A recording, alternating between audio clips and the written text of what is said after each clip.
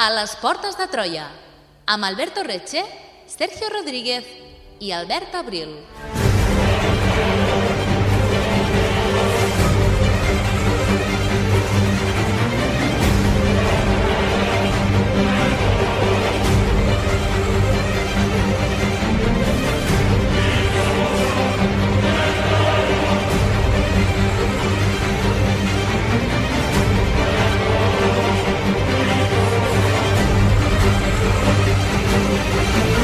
A la matinada del 12 d'abril de 1861, el recent creat govern confederat va ordenar obrir foc contra el Fort Sumter, una fortalesa en un illot a la badia de Charleston, capital de Carolina del Sud. El 13 d'abril, el major Robert Anderson va rendir la posició i 2 dies més tard, Abraham Lincoln, 17è president dels Estats Units, cridava files. Durant les següents setmanes, els diferents estats prengueren posició per un bàndol o l'altre. La Guerra de Secessió, o Guerra Civil dels Estats Units, acabava de començar i suposaria, pràcticament, 4 anys de sanguinari conflicte. Com van créixer les tensions entre nord i sud? Com es va arribar a la situació? L'esclavisme realment va ser el principal motiu de la guerra? Quin paper hi va jugar Abraham Lincoln? Avui, a les portes de Troia, recorrem el camí que va portar a la Guerra Civil dels Estats Units d'Amèrica. Benvinguts a la secessió nord-americana. Benvinguts a les portes de Troia.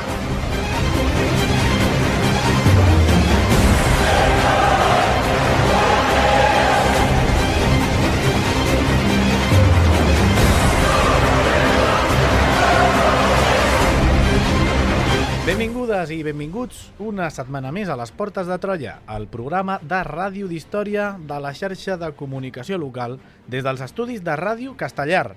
Aquesta setmana inaugurem un doble programa sobre la Guerra Civil dels Estats Units i el primer anirem camí de la secessió i ho farem amb el nostre equip habitual, amb l'Albert Abril, benvingut. Com anem, equip habitual?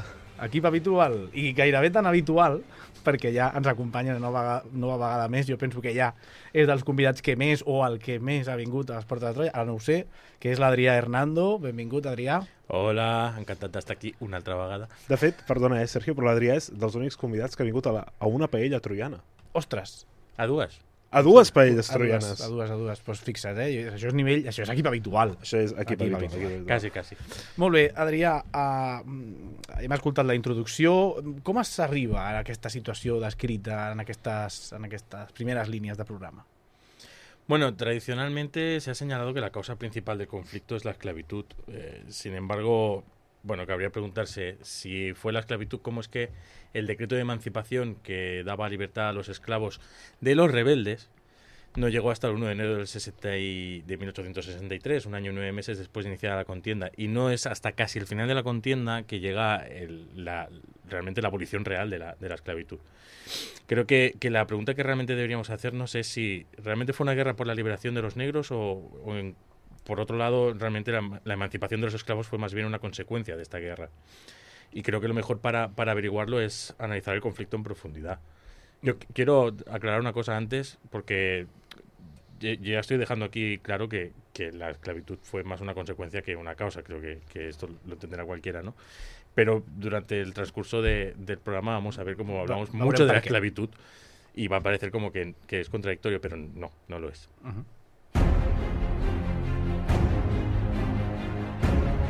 Segueix-nos a facebook.com/Portes de Troia o a Twitter @Portes de Troia.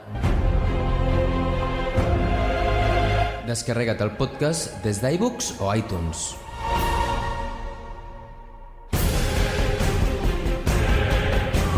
I descobreix tots els continguts del programa a la nostra pàgina web www.portesdetroia.cat.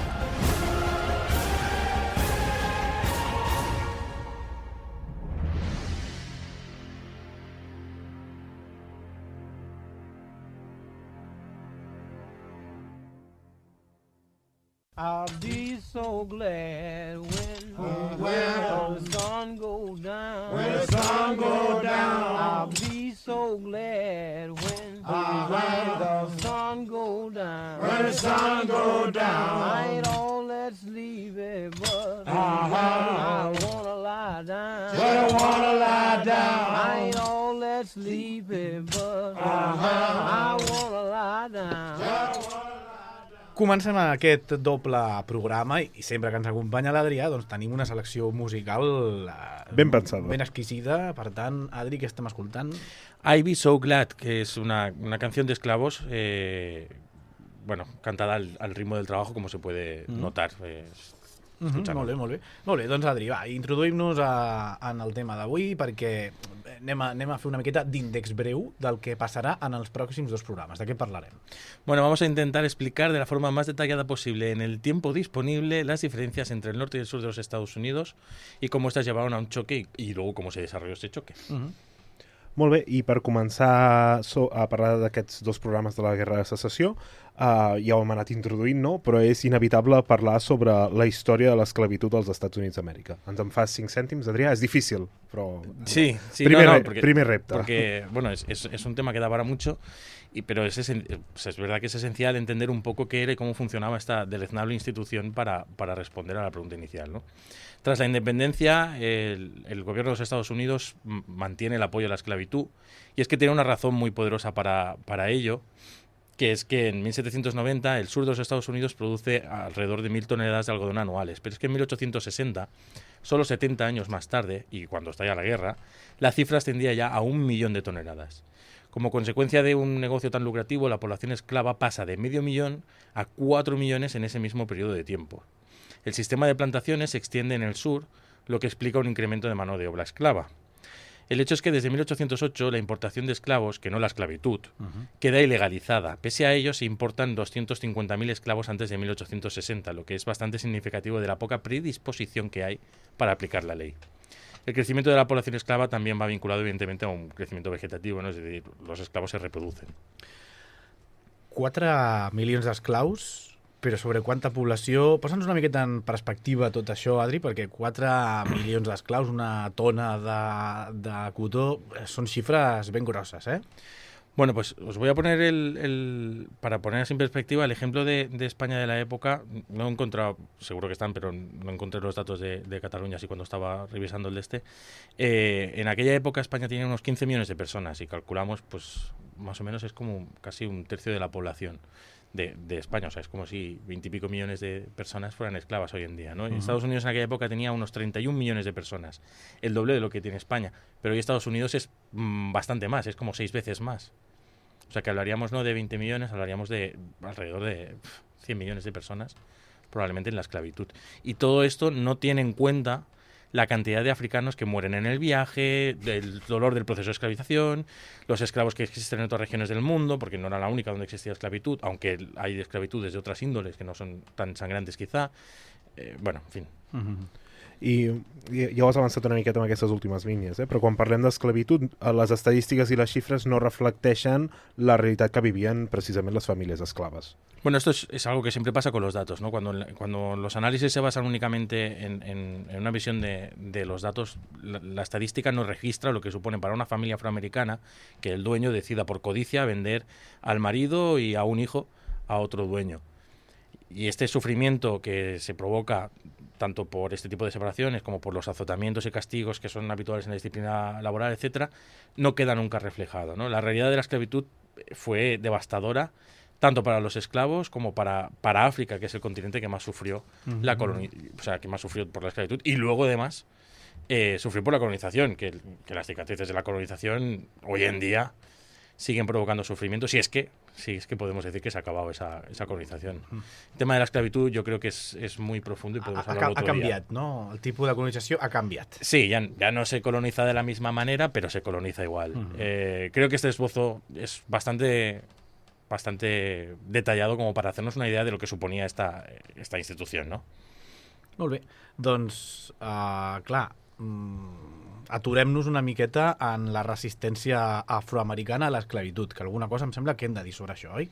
Hombre, yo creo que merece la pena también hablar de ello, ¿no? Aunque quizá para la guerra no tiene como un efecto, para la guerra de secesión no tiene un efecto como esencial, ¿no? No es algo básico, pero creo que es importante destacarlo y quizá también nos ayuda a entender luego todo el proceso de abolición de la esclavitud, ¿no? Los africanos, por supuesto, pues ofrecen resistencia en la medida de lo posible. En muchas ocasiones se afirma erróneamente que la poca frecuencia de revueltas o lo poco multitudinarias que eran estas en Estados Unidos comparados con las islas del Caribe o Sudamérica demostraban que los esclavos eran felices. La realidad es que existen muchas formas de oposición. Herbert Goodman descubrió, por ejemplo, que 4 de cada 5 recolectores de algodón se insubordinaron de alguna forma entre 1841 y 1842. Curiosamente, el porcentaje era ligeramente superior en las mujeres. Eugene Genovese, que estudió la esclavitud, señalaba que se trataba de un proceso de adaptación y resistencia simultáneos por vía del sabotaje, la lentitud en el trabajo, la baja productividad y en ocasiones el asesinato de capataces y amos o la quema de plantaciones y las fugas. Incluso cuando los afroamericanos se adaptan a sus condiciones, Genovese decía que esta adaptación encubría siempre acciones subvertivas. En la década de 1850, para que nos hagamos una idea, unos 1.000 esclavos huyeron cada año al norte de Estados Unidos, a Canadá o a México. Y voy a contar una anécdota aquí de México, que en una ocasión Estados Unidos le reclamó los esclavos de vuelta y México le contestó: lo siento, pero es que cuando cruzan la frontera pasan a ser hombres libres y ya no puedo devolverlos. Vols comentar algun exemple més, com aquest que acabes d'explicar una miqueta? Sí, me gustaría comentar, por ejemplo, algunas de las revueltas importantes, como la de Nat Turner en 1831 o la de Nueva Orleans en 1811. Normalmente este tipo de revueltas acababan siempre con una represión militar, con ejecuciones, con la devolución de algunos esclavos a los propietarios. A veces, esto también es importante destacarlo, los blancos pobres también ayudaban a los esclavos. No era algo frecuente, pero lo suficiente como para que se impusieran severas medidas policiales a aquellos blancos que confraternizaran con afroamericanos. Se pagaba básicamente a la gente de las clases bajas para vigilar a los esclavos y para que fueran los primeros en sufrir el odio de estos. Henry Tragel, en la revuelta esclava en Southampton de 1831, dice que en 1831 Virginia era un estado armado y acuartelado, con una población de 1,2 millones de habitantes, disponía de una milicia de 100.000 hombres en una época de paz. Aunque se dieron pocos casos, la revuelta era un miedo constante en el sur. I, Adrià, com es materialitza aquesta lluita a mesura que el conflicte nord-sud va creixent? Bueno, los esclavos van intensificando su militancia conforme el conflicto se va incrementando. Las diferencias que existen entre los dos tipos de abolicionistas, que son evidentemente los abolicionistas blancos y los negros, son bastante claras. Para los negros la inclinación hacia la insurrección armada era mayor, porque ellos eran bastante conscientes de que la presión moral no iba a ser suficiente. Pese a todo, hay que alabar de alguna manera la labor que llevan a cabo los blancos, que fue valiente y pionera, sobre todo en las tribunas de oradores, en periódicos y colaborando mucho con el legendario ferrocarril subterráneo, que era un método por el que se ayudaba a escapar a los esclavos hacia el norte. Los negros se enfrentaban también al racismo inconsciente de los propios abolicionistas blancos. Clar, que sense voler, no? Tenien actituds racistes, encara que vetllessin per l'alliberament des de les tribunes, etc. Això és com la gent, no?, que se'n va a Àfrica a fer-se fotos amb nens negrets. Exacto, sí, es una cosa así, que dices, no, lo haces con muy buena intención, pero... Com? Perdó? Volunturismo. Volunturismo, ¿no? Crec que es diu així. No sé, pero sí que es verdad, que no es esto que como que lo haces con muy buena intención, pero sin darte cuenta estás, bueno, perpetuando, ¿no?, estas actitudes totalment supremacistes. Totalment, el pitjor de tot és que molta més gent de la que pensem no se n'adona que això és així. La gent pensa aquestes fotos a Instagram, estoy aquí con unos ayudando a estos negritos pobres, y dices, venga ahí, dale, venga. Estàs de vacances i ja està, vinga.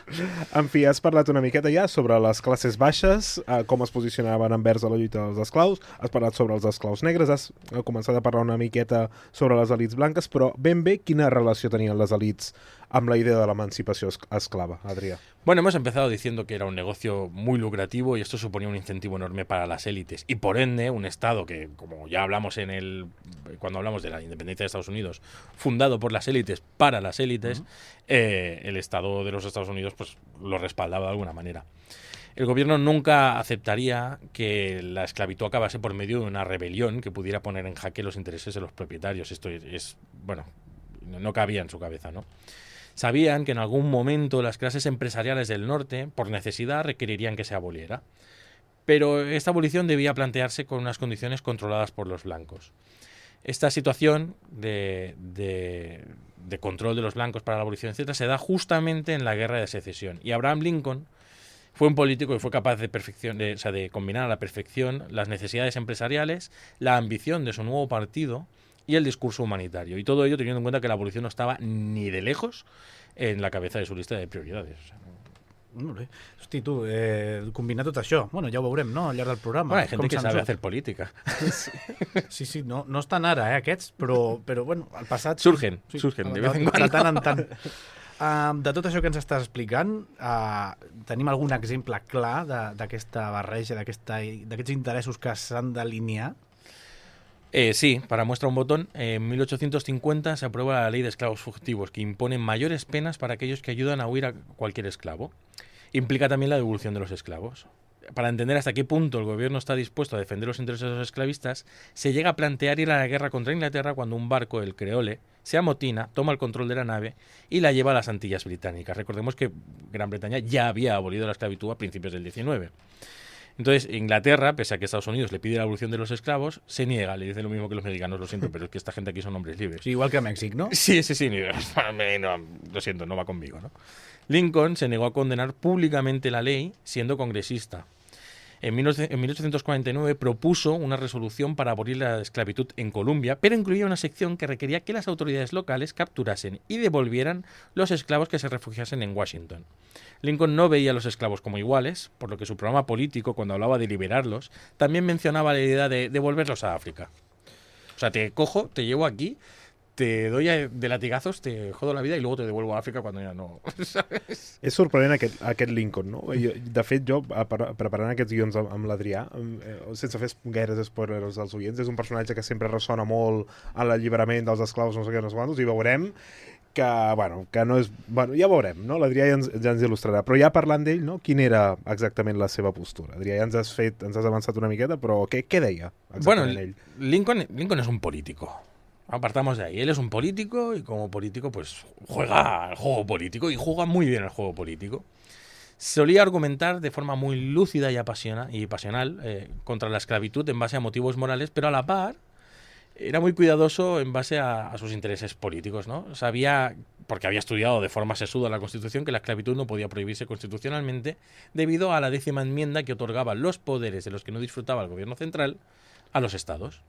En 1858, en su campaña en Illinois, hablaba de forma distinta según los oyentes. En Chicago dijo: olvidemos todas esas disputas sobre el hombre y aquel, sobre esta raza y aquella otra, que por ser inferiores deben estar en una posición inferior. Olvidemos todas esas sutilezas y formemos un solo pueblo en este país hasta que volvamos a alzarnos otra vez para declarar que todos los hombres se crearon iguales.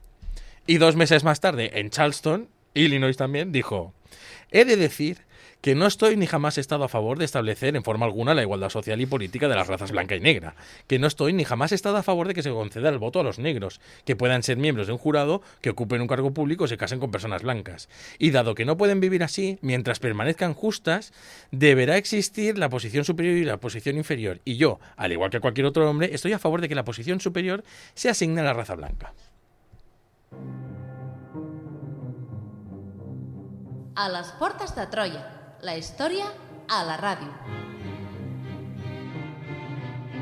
Descobreix tots els continguts del programa a www.portesdetroia.cat.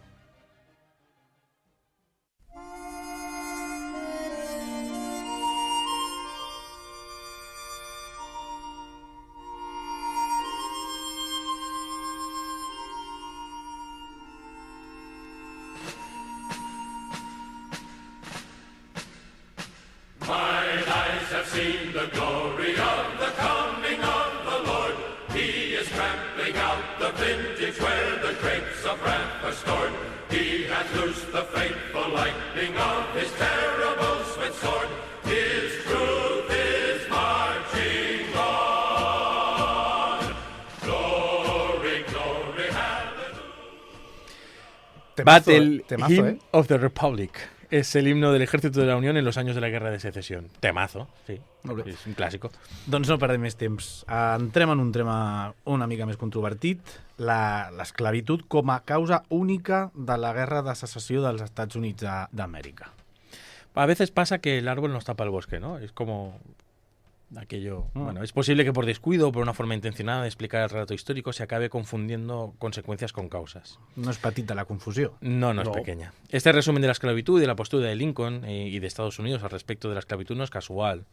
Es habitual que se interprete que esta institución fue la causa de la guerra y que el sacrificio de tantas personas perseguía dar un paso más en el avance hacia la justicia social. Además, siempre es mucho más bonito decir que la gente se sacrificó por una causa tan noble, ¿no?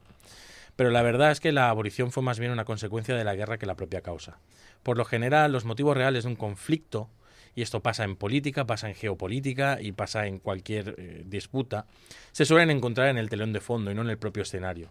Las actitudes al respecto de la esclavitud por parte de Lincoln y del norte de los Estados Unidos previas a la guerra son bastante esclarecedoras. Pero más tarde, cuando hablemos de la reconstrucción del sur, veremos otros indicios que nos muestran que la situación de los afroamericanos no era la principal preocupación del norte.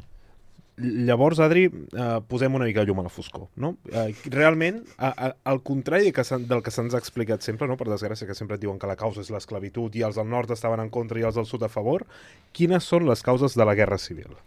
Pues básicamente tiene mucho más que ver con el peso desigual de las dos regiones, el desequilibrio de poder que existía entre ambas y sobre todo con una concepción muy dispar de lo que suponía la unión.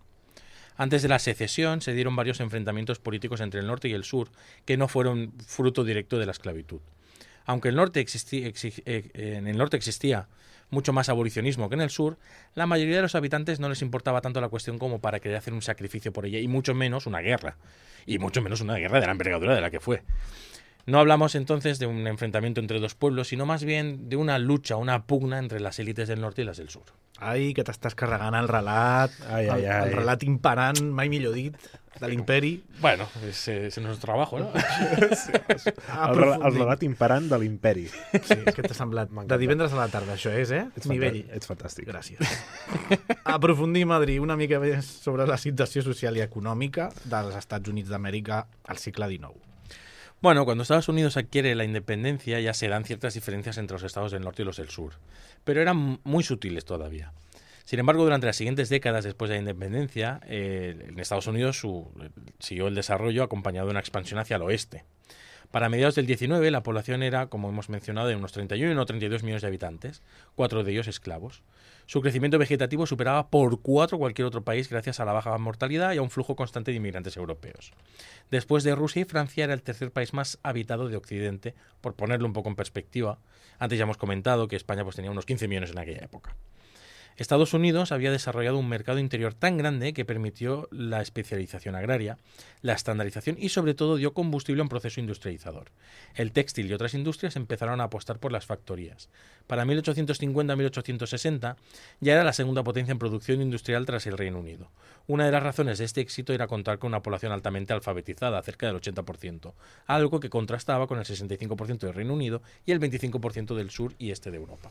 I en aquest creixement tan enorme, no, aquesta roda dels Estats Units que creix de manera exponencial durant el segle XIX, és aquí on comencen a néixer les diferències entre sud i nord. Exacto, este desarrollo no es para nada igual entre el norte y el sur, sino que en el norte se desarrolla a un ritmo mucho más acelerado. Desde 1820 las diferencias se empezaron a incrementar. La población del norte crecía más, se urbanizaba más deprisa y sobre todo contaba con menos esclavos. El 95% de la esclavitud vivía en el sur y representaba un tercio de la población. El boom del algodón y el modelo de plantaciones con mano de obra esclava frenaban el proceso urbanizador del sur. Ya en la década de 1850-1860 los coetáneos resaltaban las diferencias entre norte y sur. Dos sistemas económicos, capitalistas ambos, dos estilos de vida, prácticamente dos civilizaciones y dos formas de entender la nación que serían las causantes de la guerra civil. 95% de l'esclavitud al sud. Sí. I el 5% del nord, que és servei domèstic? No, había algunos estados que estaban en el límite con el norte, que tenían porcentajes de... Que luego lo veremos también, ¿eh?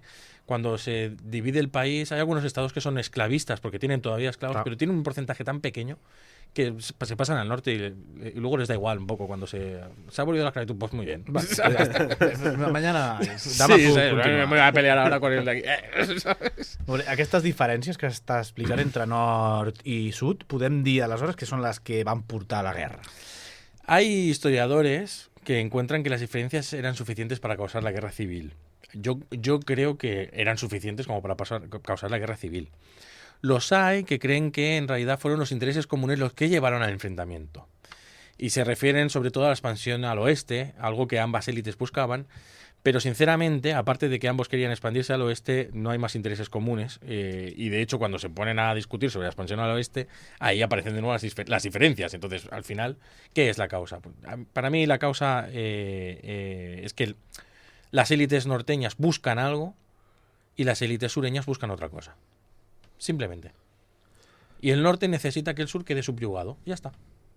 Per tant, és un altre cop el que anava dient, no? Els interessos de les elites. Las élites del norte desean que la expansión económica se base en los principios de tierra libre, mano de obra, libre mercado y aranceles proteccionistas.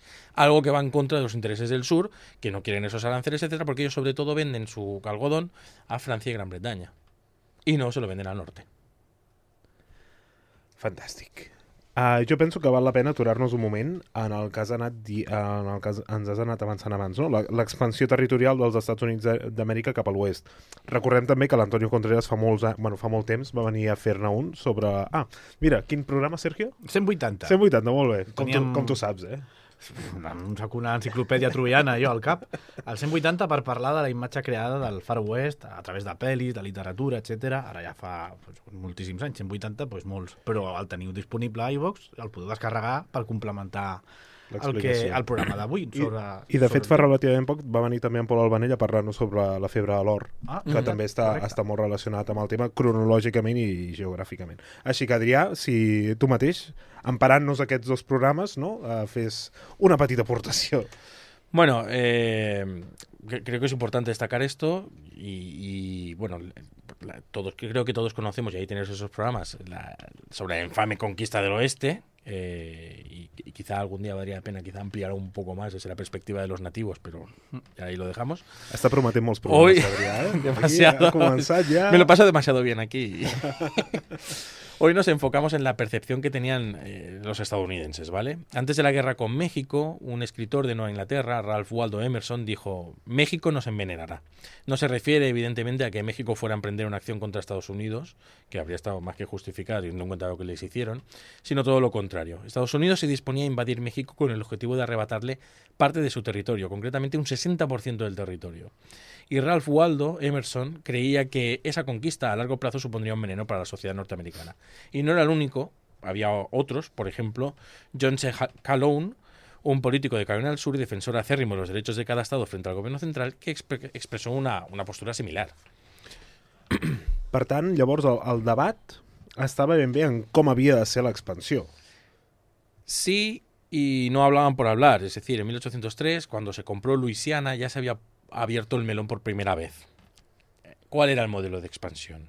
El debate giraba en torno a si los territorios adquiridos serían o no esclavistas, es decir, seguirían el modelo nordista o el modelo del sur. El Acuerdo de Missouri de 1820 estableció un equilibrio al aceptar Maine como estado libre, así llamaremos al modelo nordista, aunque es matizable lo de llamar de estado libre, y Luisiana como estado esclavista. Esto se mantuvo con Arkansas como esclavista en el 35 y Iowa como libre en el 46. Pero los inmensos territorios adquiridos a México en la guerra del 1846 al 48 no hicieron más que volver a poner de manifiesto este conflicto. Ja has esmentat un parell de cops aquesta guerra amb Mèxic. Què hem de saber? És important? Hi ha alguna... la seva relació amb el tema esclavista? Bueno, es una guerra que da para hablar largo y tendido y es un buen ejemplo de la manera que tienen los Estados Unidos o han tenido los Estados Unidos de gestionar las relaciones exteriores. Sin embargo, para el tema que nos atañe nos vamos a quedar con que 2/3 partes de los voluntarios que combatieron eran sudistas y que la gente de Nueva Inglaterra se oponía abiertamente al conflicto. Entre las élites nordistas se consideraba el conflicto como un complot de las élites sudistas. El 8 de agosto de 1846, los congresistas demócratas y whigs del norte aprobaron la enmienda Wilmot, que establecía que cualquier territorio ganado a México no podía ser esclavista. Fue aprobada por la Cámara de Representantes, pero no por el Senado, dominado por el sur, que contaba con 15 estados frente a 14 del norte. Recordar que el Senado tiene los mismos representantes por estado, mientras que el Congreso va por población. En el Senado, el sur estaba sobrerepresentado y en el Congreso, a pesar de que existía una cierta sobrerepresentación del sur, el norte, que tenía mucha más población, siempre tenía más peso. ¿Vale? En el norte creían que el Congreso tenía poder para prohibir la esclavitud en esos territorios y en el sur creían lo opuesto. Las respuestas agresivas entre ambos bandos pusieron en duda la autoridad del propio Estado, no? Del propio Congreso. Per tant, sembla una miqueta que les tensions entre el nord i el sud van creixent cada cop que els Estats Units d'Amèrica es troba davant del dilema de com gestionar territoris que va adquirint, no?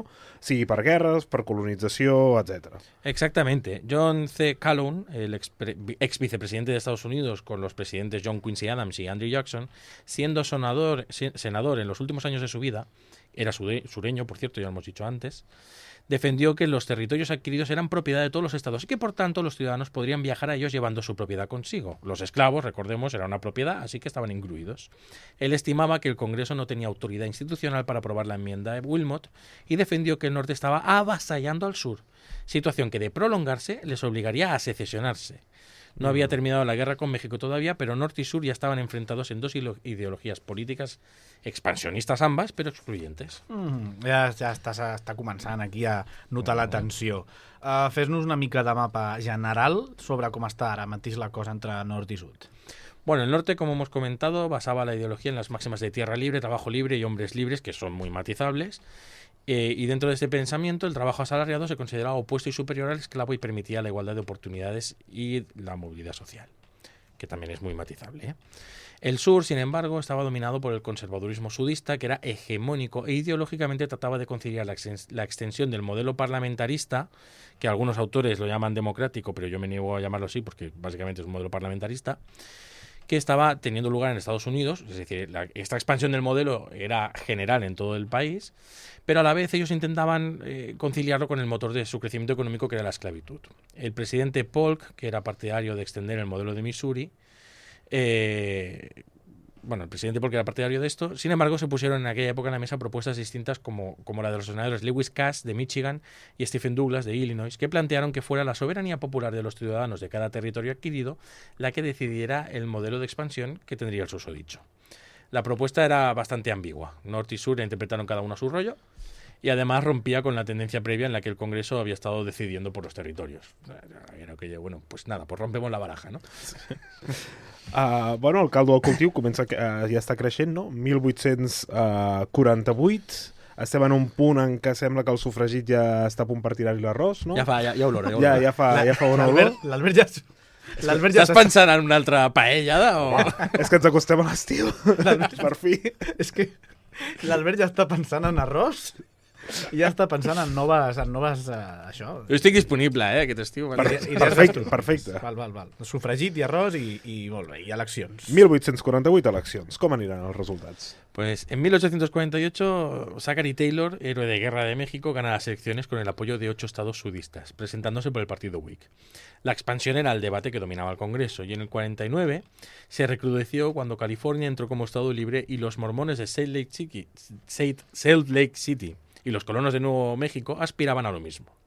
Taylor les había animado, tanto a los colonos de California como a los de Nuevo México, a redactar sus constituciones para entrar como estados libres en la Unión de forma rápida y sin pasar por el proceso de establecer un gobierno territorial y tal, porque él se oponía a la extensión de la esclavitud. El sur se sintió traicionado. Ellos habían puesto muchos más voluntarios en el terreno. En Nashville, Tennessee, se reunieron en julio de 1850 para buscar formas de resistencia a esta agresión. El vocabulario es el que emplean ellos, ¿vale?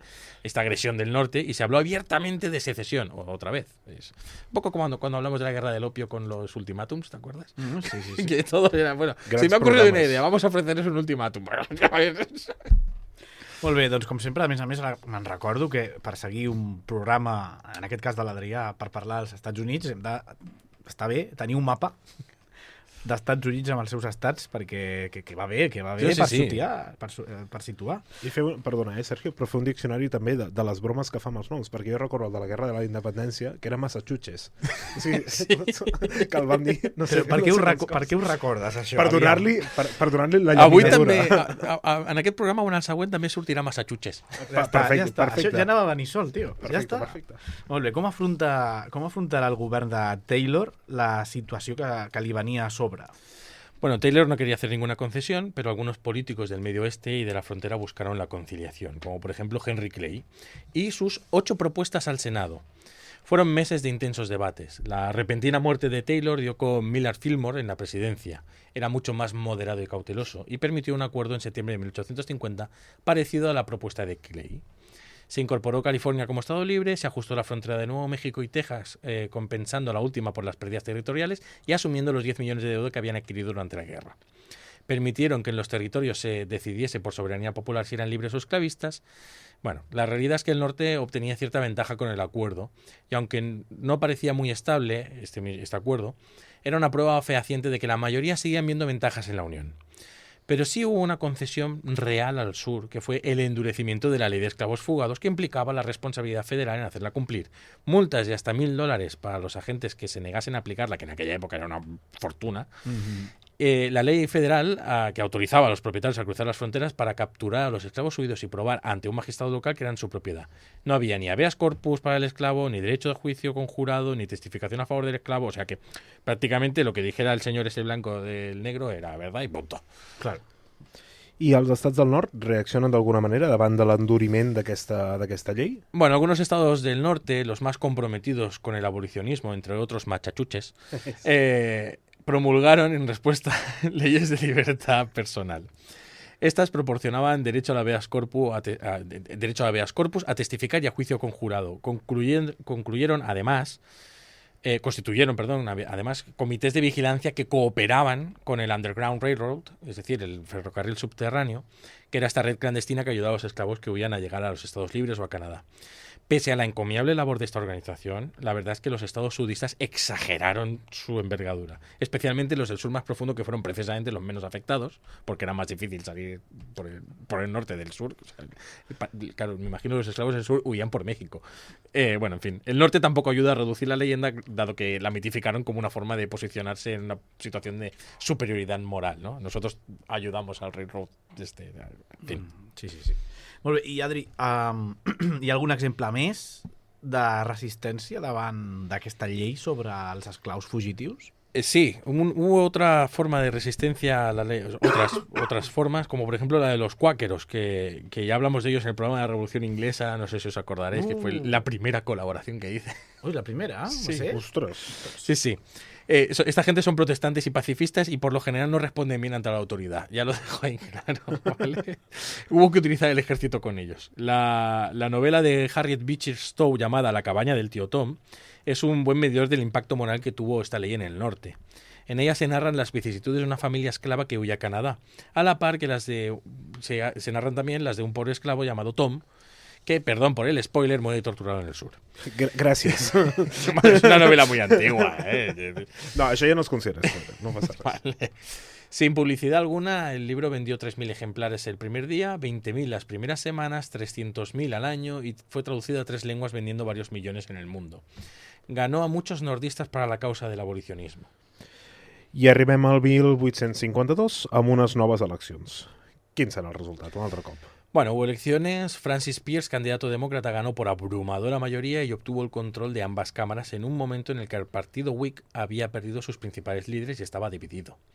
Podemos decir que estaba herido de muerte, pues acabaría por desaparecer al poco tiempo. De manera que, sin oposición, Pierce se lanzó a expandir la esclavitud y reforzar el poder sudista. Intentó adquirir Cuba y más territorios de México con el fin de establecer una especie de imperio esclavista, aunque no logró ninguno de los dos propósitos. Pero el que sí alcanzó fue hacer endurecer aún más la ley de esclavos fugitivos. O sea, aquí se cebaban a muerte con los pobres esclavos que huían, y esto radicalizó un poquito más al norte. I aquesta radicalització de la que parles serà suficient com perquè salti la guspira de la guerra? No, de hecho, me gustaría incidir mucho en que la radicalización siguió sin ser suficiente como para que el norte considerase la guerra para lograr la abolición de la esclavitud. Como muestra de ello, en marzo de 1861, en su discurso inaugural, Lincoln dijo: "No tengo intención de interferir directa o indirectamente en la institución de la esclavitud en los estados en los que existe." No sabem si creure'ns-ho. O sigui, aquest Lincoln, què? Vull dir, no... Bueno, muchas veces los políticos lanzan... La pregunta m'encanta. Aquest Lincoln, què? ¿Lincoln qué? Es una pregunta muy catalana. Lincoln ¿qué? ¿Qué? ¿Qué es Lincoln? Però, Adri, porta'm aquí ja gairebé 40 minuts. Lincoln, què? ¿Qué? Bueno, muchas veces los políticos lanzan proclamas un poco al aire con el fin de apaciguar los conflictos, aunque la mayoría de las veces lo que hacen es echar más leña al fuego. Sin embargo, si nos adelantamos un poquito a los acontecimientos, podemos comprobar que iba bastante en serio con esto. 4 meses después del discurso inaugural, ya en guerra, John C. Fremont, general nordista, declaró la ley marcial en Missouri y aseguró que liberaría a los esclavos de los propietarios que combatieran contra Estados Unidos. Pero Lincoln revocó esa orden para no perder la lealtad de Maryland, Kentucky, Delaware y el mismo Missouri. A les portes de Troia. Descobreix la teva història.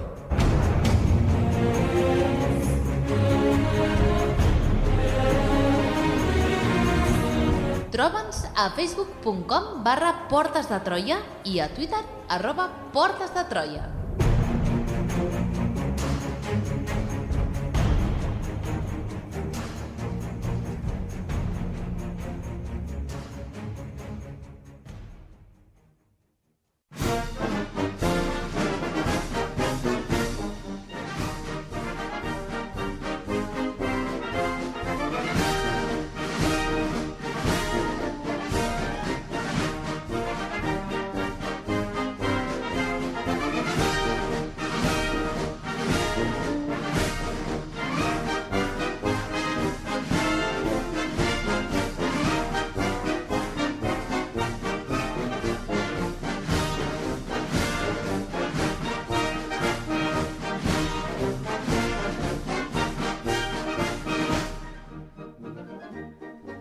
Molt bé, doncs tenim aquí a les portes de Troia l'Adrià Hernando parlant d'aquest doble programa sobre la Guerra Civil dels Estats Units i tornem a seure després d'estar fent aquí amb la banda d'aquesta cançó Dixie, el himno de la Confederación, que se suele señalar como autor a Daniel Decatur Emmett, nacido en Ohio, aunque otras personas han reclamado crédito y tal. La canción es de la década de 1850 y se utilizaba sobre todo en espectáculos así de juglares y cositas así en circense y ferias de aquellos años. Se hizo muy popular en todos Estados Unidos y la adoptaron como himno los confederados. Molt bé, doncs recta final del programa, com deien, i cada cop la cosa es va erosionant cada cop més. I un punt clau és quan arriba l'anomenada crisi del segon sistema de partits. Adrià, això què és? Això és Catalunya? Podria ser... No seria la segona, seria la vintena. Sí, perquè aquest programa ja sonarà quan ja han passat les eleccions. El meu pronòstic, ara em fico aquí en un... Som-hi, Sergio, som-hi, endavant, sisplau. Ja no estem en campanya ni coses d'aquestes, o sigui que no pot passar res. Endavant. Tornarem a votar d'aquí uns mesos, o sigui, crisi de partits polítics tindrem, val? Aquí no té res a veure amb el... Mientras podamos votar, todo bien. Tornarem a votar. Venga, perdona, Adri, perdona. Tranqui, la situación política se va erosionando como consecuencia de lo que se ha convenido en llamar la crisis del segundo sistema de partidos, que como tú señalabas, ¿no? Básicamente consiste en el hundimiento del partido Whig, lo que otorgó muchísimo poder al Partido Demócrata en las elecciones de 1852. Pero la situación será completamente distinta en 1860 con un nuevo partido, el Partido Republicano. Los orígenes del Partido Republicano se encuentran en la organización del último territorio pendiente adquirido por la compra de Luisiana, que és Nebraska. Parla'ns una mica més, aprofundim una mica més sobre aquest territori, Adrià. És meravellós, perquè mai a la vida hagués pensat que faríem una pregunta sobre Nebraska. Això m'encanta perquè vol dir que arribem a llocs inexplorats. Nebraska a mí me recuerda como, ¿no? Nevera y rasca, ¿no? Es, como muy... es un país muy frío. Bueno, en fin. Es que claro, tienes que hacer mucha rasca en Nebraska. Claro. Vale, ja està. Per què us he portat els dos junts? Som-hi. Nem. Algunos políticos del norte tenían interés en organizarlo para construir un ferrocarril transcontinental a través del mismo. A los sudistas, a priori, se la sudaba. Lo siento por el chiste. O sigui, demanes perdó per aquest i no per el de Nebraska. Pues que aquest era una mica malsonant, l'altre no. Vale. Bueno, a los sudistas a priori les daba igual porque, según el acuerdo de Missouri, Nebraska quedaba fuera de la zona esclavista. Pero ellos eran partidarios de una ruta por el sur para el transcontinental, obviamente, ¿no? En 1854, William A. Richardson y Stephen A. Douglas, dos políticos demócratas de Illinois con intereses económicos en esta expansión, elaboraron una propuesta de ley con el fin de ordenar el territorio. Esta se llamaba Ley Kansas-Nebraska y con el fin de implicar al sur y atraerlo en su propuesta anulaba lo dispuesto en el compromiso de Missouri, proponiendo la soberanía popular como método de elección del modelo del Estado. I espera, perquè, a veure si ho endevinem, això no acaba d'agradar a la gent, als nordistes. No cabe la menor duda de que el norte esto pues no lo vio chachi. Recordemos que estamos en 1854, los demócratas han arrasado, el partido Whig está fragmentado y descabezado. ¿Cómo podía el norte oponerse? pues empezaron a organizarse mediante coaliciones electorales que se oponían a la ley en cuestión y que, en muchos casos, tomaron el nombre de republicanos. Paralelamente a la aparición de los republicanos en el Medio Oeste, en el Este surgieron los nativistas. Coincidían en muchos puntos con los republicanos, pero a esto les preocupaba mucho la inmigración, mientras que los republicanos consideraban que era esencial un flujo abundante de inmigrantes para seguir colonizando el Oeste. De las coaliciones republicanas destacó especialmente la del estado de Illinois, donde Stephen Douglas, uno de los redactores de la ley, se enfrentó en intensos debates con un prometedor político del partido Whig, que te voy a dejar a ti adivinarlo, Albert. Abraham Lincoln. Ape, para los amigos. Ape. Per fi podem dedicar una pregunta, potser, a l'estatunidenc més famós del període, Abraham Lincoln. Titulars biogràfics, sisplau, d'Ape? Bueno, Abe Lincoln, como todo gran político, es un hombre lleno de luces y sombras, un hombre del momento. El mérito de Lincoln no es el de proporcionar unas líneas ideológicas concretas, sino el de ser capaz de organizar y aunar esfuerzos entre las diferentes coaliciones que surgieron para sustituir al partido Whig, y que en ciertos aspectos eran muy dispares. Él había nacido en una granja, en una familia de agricultores, había pasado por múltiples empleos, incluyendo la milicia, y logró convertirse en abogado, y luego se casó con la hija de un propietario de esclavos de Kentucky. Para 1854 llevaba ya 20 años en la política por el partido Whig y había destacado en la Cámara de Representantes por su oposición a la guerra contra México. Però exactament, què defensava ell? Què defensava Lincoln? Bueno, los puntos que Lincoln defendió durante su campaña contra Stephen Douglas acabarían por convertirse en el programa del Partido Republicano, con el que llegaría presidente 6 años después. Defendió que los padres fundadores toleraban la esclavitud temporalmente, pero se oponían, lo que explicaba las legislaciones contra su expansión en la Ordenanza del Noroeste de 1787, o la abolición del tráfico de esclavos de 1807. La Constitución, defendía Lincoln, protegía la esclavitud allá donde existía, pero no su extensión, y por lo tanto un gobierno nacional tenía el derecho y el deber de evitar la ampliación de la misma. Vale, doncs fins ara tenim que Lincoln el que sí que està defensant és que no s'ampliï més l'esclavitud que ja existeix. Exacto. Però què passava exactament sobre el territori? Bueno, en Nebraska los colonos de los estados libres fundaron un estado libre y en Kansas los colonos pro estado libre y los pro esclavistas competían y llegaron a las armas. En Nueva Inglaterra se creó la Sociedad de Ayuda al Emigrante en 1854 que ayudaba a colonizar Kansas con partidarios de un estado libre. Y en Missouri se fundó la Asociación de Defensa del Municipio con el propósito opuesto. ¿Te das cuenta del nombre? Que es como que no tiene nada que ver con lo que hacen, ¿sabes? Asociación de Defensa del Municipio. Ok.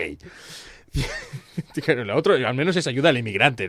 No, defensa del municipio. Cientos de proesclavistas entraron a Kansas a elegir la primera legislatura para decidir sobre la esclavitud, en Lecompton, en junio de 1855. Como respuesta, los antiesclavistas formaron su propio gobierno y legislatura en Topeka, con una constitución opuesta. Los republicanos controlaban la Cámara de los Representantes y los demócratas el Senado, así que no se logró aprobar ninguna de las dos. Como consecuencia, los proesclavistas atacaron Lawrence, centro de las fuerzas pro Estado Libre. John Brown, padre de 20 hijos que creía que tenía la misión dividida de combatir a los esclavistas, respondió a ese ataque con la masacre de Pottawatomie Creek. Que van protagonitzar els seus fills. Los periodistas del norte lo convirtieron en un héroe y comenzaron a hablar de guerra civil en Kansas. Molt bé. I arribem al 1856 amb unes noves eleccions, nous problemes i nous debats. En las elecciones del 56, los republicanos se presentaron bajo el lema Free Soil, Free Labor, Free Men, tierra libre, trabajo libre, hombres libres. El candidato era John C. Fremont, nacido y criado en el sur, explorador y considerado conquistador de California, y con poca experiencia en política. Los demócratas escogieron un nordista aceptable, James Buchanan. En el norte se implantó el Partido Republicano con fuerza, pero el sur logró imponerse pese a perder los votos de Maryland, ya que lograron los de New Jersey, Indiana, Illinois y California. Lincoln perdió en su propio estado. Buchanan tenía que resolver la situación de Kansas para que la hegemonía demócrata no se perdiera. Él ya veía bien que los ciudadanos de Kansas, los kansinos, decidieran ser un estado libre si mantenían su voto al Partido Demócrata, pero tras 2 elecciones fraudulentas, los proesclavistas lograron dominar la convención y establecer una constitución que declaraba inviolable la esclavitud. Buchanan se cayó la boca. I, a més, 2 anys després de tot això, la situació encara s'agreujarà més. Sí, pese a todo, en 1858, en las elecciones de Kansas, vuelven a ganar los partidarios de un Estado libre, y este acabó entrando en la Unión sin esclavitud en 1861, ya comenzada la guerra. Esto se debió a que en 1858 el Partido Demócrata ya se había dividido, lo que permitió a los republicanos ganar las elecciones al Congreso ese mismo año.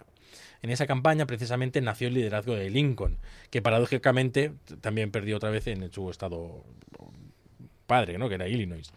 Pero una cosa quedó clara: ganando el norte, los republicanos podían hacerse con la presidencia. Es decir, la relación de poder, que hasta ese momento había sido, sobre todo, el peso lo había tenido el sur, ha acabado de pasar al norte. Esto alarmó muchísimo a los sudistas, y sumado a una nueva incursión de John Brown, que esta vez le costó la vida, empezaron a aumentar sus temores. Y si a alguien le interesa, que se busque información sobre John Brown, que era un putísimo amo, ¿eh? Té un programa? Té un portes, Adrià? No. ¿No? Too much. Vale. Las dos cámaras estaban divididas territorialmente, y los congresistas no solo se insultaban entre los del norte y los del sur, también iban armados. Que estrany, no? Gent armada als Estats Units.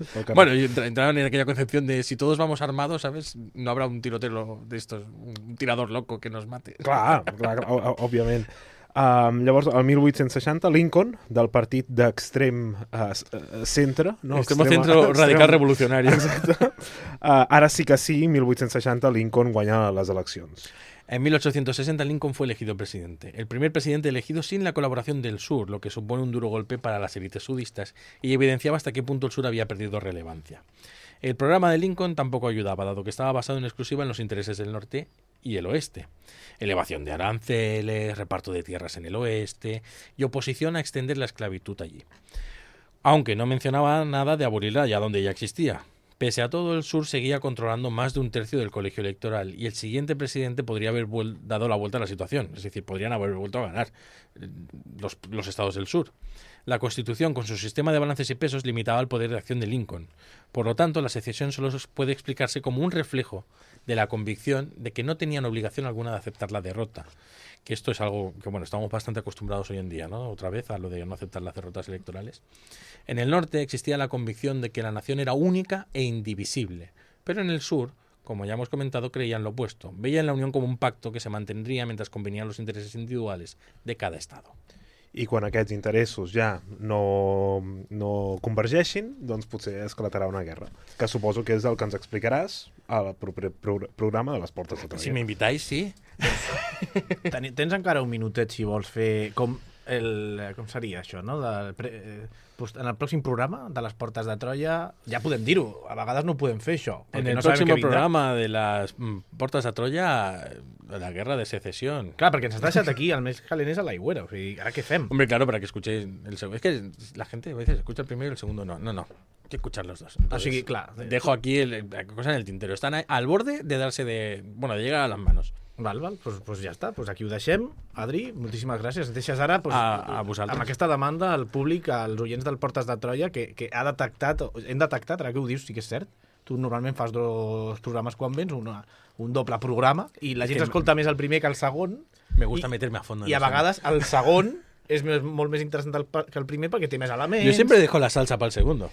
Y la gent no l'escolta tant. Exacto. Yo en el primero pongo como la pelota ¿no? En circulació. Colocas la pelota i en el segundo tiras a gol, a portar, ¿sabes? Ja està, és el Madrid els últims minuts de la Champions. Molt bé.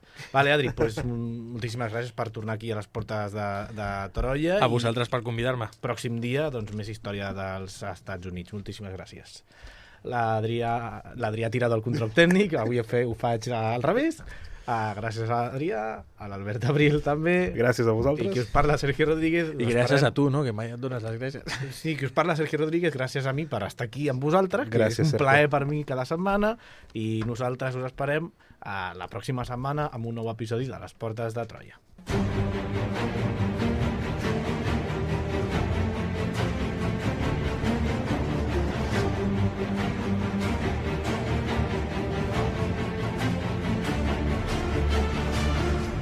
A les Portes de Troia, amb Alberto Reche, Sergio Rodríguez i Albert Abril.